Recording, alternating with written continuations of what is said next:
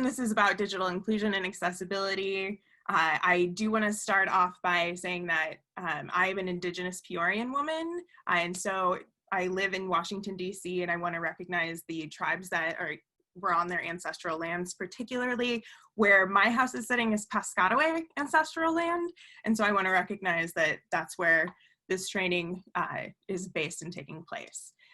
And as this training is on digital accessibility and inclusion, please let me know what other things I can do or we can do together as a team to make this training more accessible. All right, jumping in.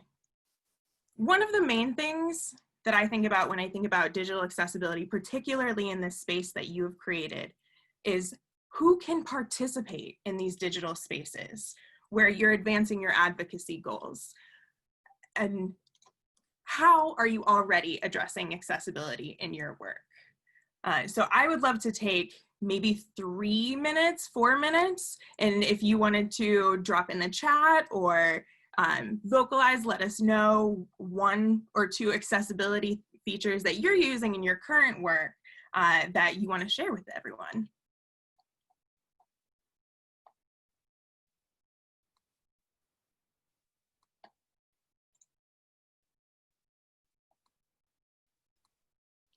I can mention something I learned while working with blind people, or I don't know how to say this in English. Dawn, you can help me out. Debilidad visual. People with visual disabilities, visual impairments. Yeah, is just like do what you have in your presentation, which is like having a contrast with the colors so that words are very visible. That's a big one. Contrast is huge. We are using a number of accessibility features right now on this call and presentation already. So we have the transcript going. And as we know, that helps not just people with vision or with hearing loss or hearing impairments. It also helps if you get distracted for a couple of minutes and need to quick hurry back. What did that person say? It's a great way to go back and double check a particular quote. And so some of the accessibility features that we have and we use are not just for people with disabilities, but really opens the realm for everyone. That's great, Brittany. And I just wanted to lift up, Veronica posted in the chat, this is very amazing because I am a woman with disability and we face a lot of challenges on accessibility in Cameroon. Absolutely, it is. I'm looking forward to you sharing. Every one of you have lived experiences that touch on accessibility and inclusion. It might not have explicitly been called accessibility or inclusion, but each and every one of you are doing specific things with your campaigns or with your advocacy that broadens the reach and really brings more people in and allows your message to go further. And so I want to touch on POUR. This is the Web Accessibility Guidelines. These are the core content. I'm only going to briefly cover them. They have lots of resources online, but this is really the base of how we determine what is accessible. And this was created by the World Web Consortium, or W3C, which is what you'll probably see when you go online. But it really describes these 4 functional aspects. And so is the content perceivable? Are there captions for deaf users? Is it operable? How do you interact with that content? Is it using the keyboard? Is it using a mouse? Or even now they have technology where they can track with your eyes. And I think that that is amazing, but not something that we've really integrated or mainstreamed into most of our communications and work. Is the content understandable? The processing of content by the user. So it's not only just this ease of making changes, but it's also, did you use a lot of jargon or acronyms that many people don't know or understand? And then finally, robust. Is this feature going to stand the test of time and technology? And that one, is always a question. We just don't know, but it is one of the core features that can help make things more accessible. I'm going to hide all of you. Okay. So here are the 4 core areas that I tap into when I am thinking about accessibility. I think about these 4 areas before I post any content on social media, before I send any emails, any invitations, when I'm making event flyers, when I'm doing any sort of communication. These are the 4 core areas that I really look into. And there we go. So the first one being visual accessibility. And these are the things that we might always are on the front of mind. And so first being alt text and image descriptions. Alt text and image descriptions, I'll be honest with you, it takes practice to get comfortable creating them. I recommend checking accounts that you admire on social media to see how they are doing image descriptions and alt text. There are really great resources online, but I will stress you always, always, always need to include image descriptions with any communications that you share. Even if that's a toolkit that you've created for a campaign, if it is an email with a photo inside, always include an image description. The next being font clarity. And this is exactly what it sounds like. Is the font easy to read? Are the letters too close together? Are they too far apart? Is the font difficult to read for people who have dyslexia or other processing needs? We found that sans serif fonts are the best, so the ones that don't have the tails on the end of them, like how I've been using in this presentation. And then resizing. This one is tricky to put in the words, but it's mostly, can I zoom in? Does this content work on a phone and a computer? One really good example of this is in Instagram. In the Instagram chat features, if you send a photo in the chat and you don't select it to stay in the chat, the user cannot zoom in. The only time the user could zoom in on the photo that you shared in the chat is if it's kept in the chat. And so being able to zoom in allows more people to control the size, particularly around visual impairments. This is important. And then finally, when it comes to visual accessibility, one of the core basic things to make sure is appropriate contrast, just like we talked about at the beginning, making sure your content contrasts with the background and keeping it clean. This can be hard to determine, but there are resources to check the color contrast. Those are included towards the end. There's also great resources out there to check what particular content will look like to people with variations of color blindness. And so in some cases, certain colors and color combinations work better for some users than others.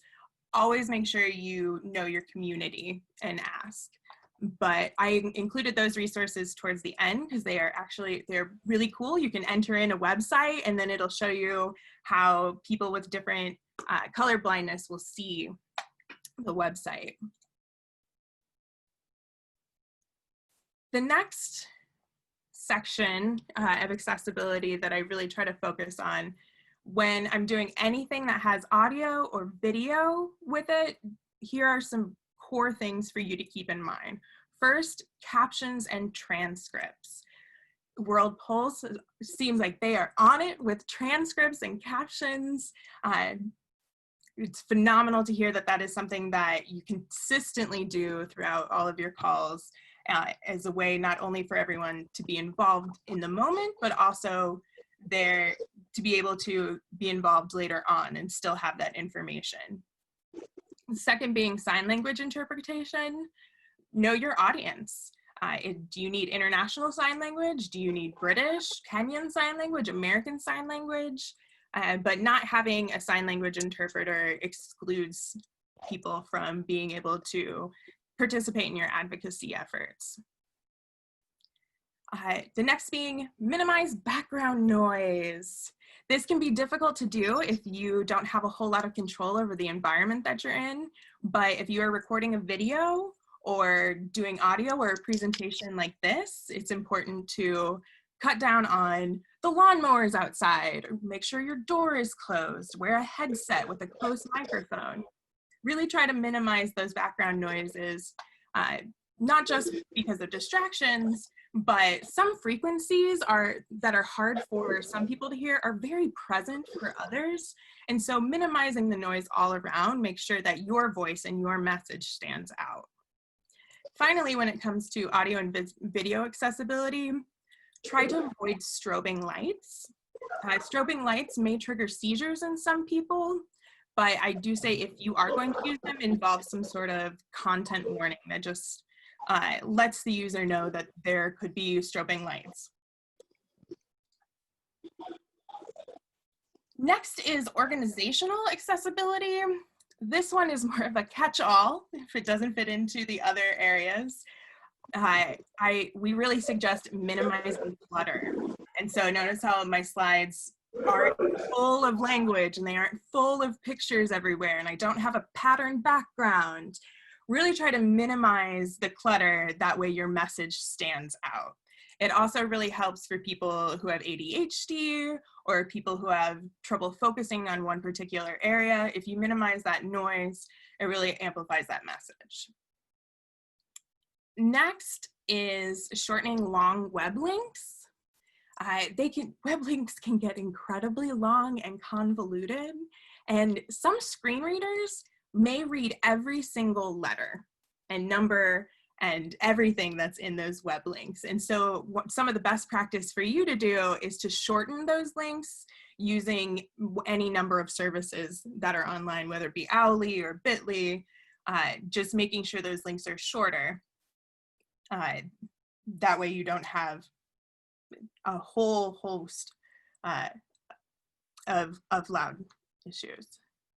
Next, we have the described linked attachments. So if you're sending something in your email, make sure you describe, is this a document that I'm sending you? Is this a video? If you have a link on your web page, where does that link go? Make sure those links are named, or else, as we'll find out later, when screen readers read past it, it'll just say link rather than click this link for more information on your advocacy project. And so being as descriptive as possible in those links will ensure that people can access your content. And then finally, with organizational accessibility, we recommend using headers and bulleted lists to organize content. A lot of text can be overwhelming. Headers and bulleted lists help screen readers navigate. It also helps to organize your content and help users find specific pieces that they might need.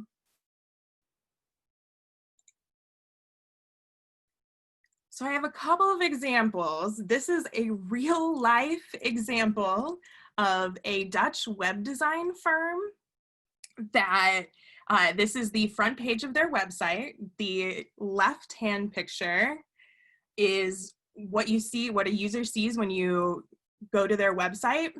And it is loud. I cannot figure out what it says. But if you just roll your mouse over the image, the second image appears. And people who don't use the mouse, they are left out from understanding. Users with color blindness, this particular color contrast can even be painful to some when they look at it. Users who have a difficult time focusing, or users who hyper-focus. There's a lot of clutter and noise. And they're all left out from using this visual and vital portion of the website. And so while the second image is better, it still has a lot of that background noise. They also did not have alternative text or image descriptions. And so by having this sort of design, they really excluded many users.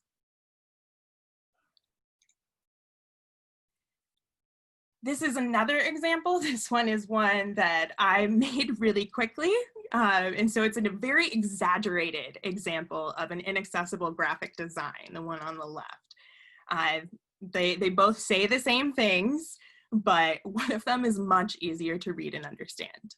And I will admit here, I had to go back in and fix the second image because when I checked the contrast for the accessibility basics up here at the top, I did not have a stark enough contrast. And so I had to go back in and redo it. So no matter how many times you make accessible content, it's really important just to double check before you post. I've talked a lot about screen readers in this presentation, and they are an essential tool that many people use in order to navigate technology. And so there are particular things that you need to think about when you're doing your communications in order to make screen readers accessible. The main one that I've talked about is this alt text and image descriptions. I'm going to play a short video that shows what screen readers read out loud when you do and you don't, and you do have the image descriptions.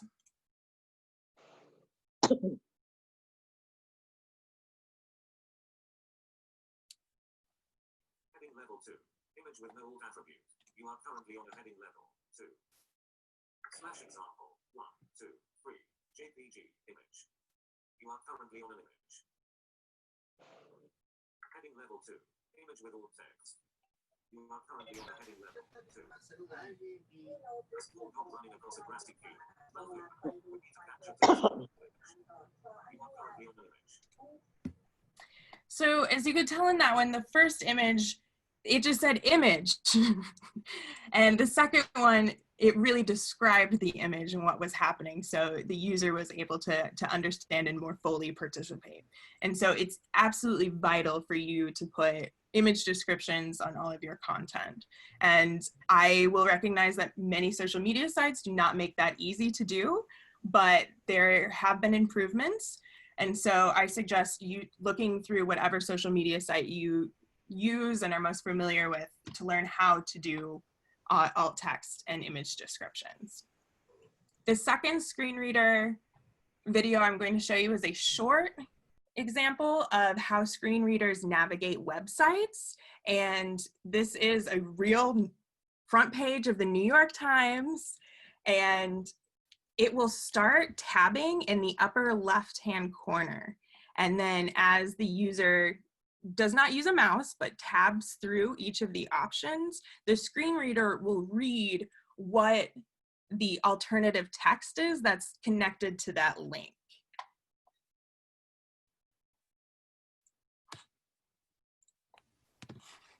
Question. Thank you.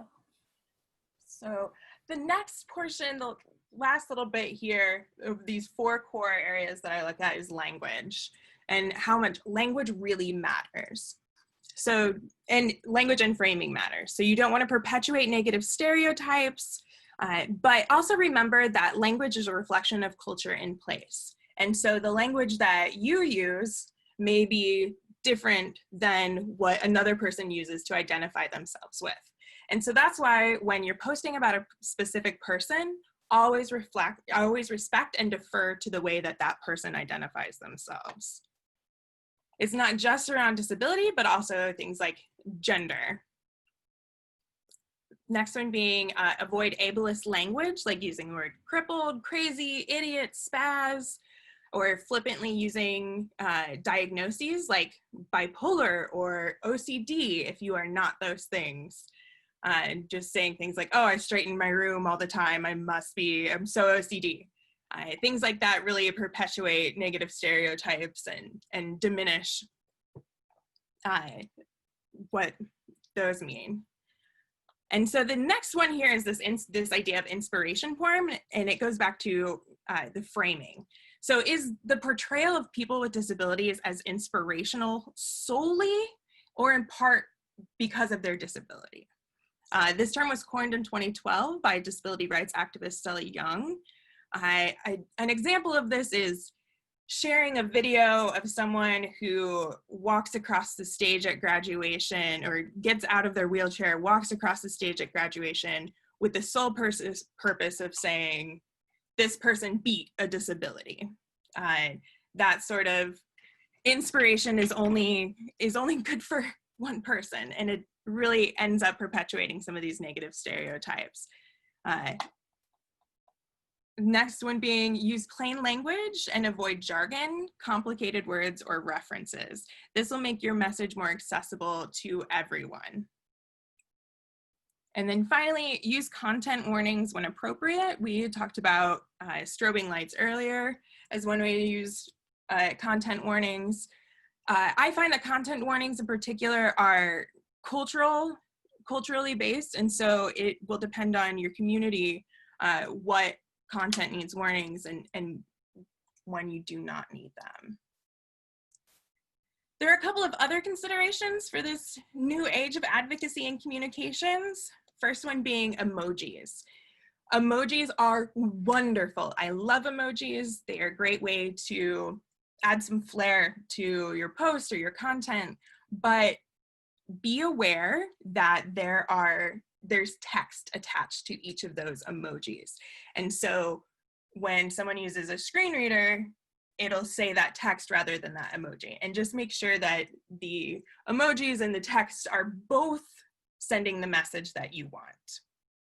And also remember, if you do things like have a list and you use an arrow as a bullet point for each one of those lists, it'll read off red, right, arrow, and then the point. Red, right, arrow, and then your next point. And so just know that it can change the meaning depending on what emojis you use. The next one is GIFs. I love GIFs. If I could only communicate in GIFs the rest of my life, I would do it. But GIFs are not always accessible. And so if you use GIFs, you're really relying on GIFs, they need alt text and descriptions as well. And finally, hashtags. The big thing to know about hashtags is to capitalize the first letter of every word in the hashtag.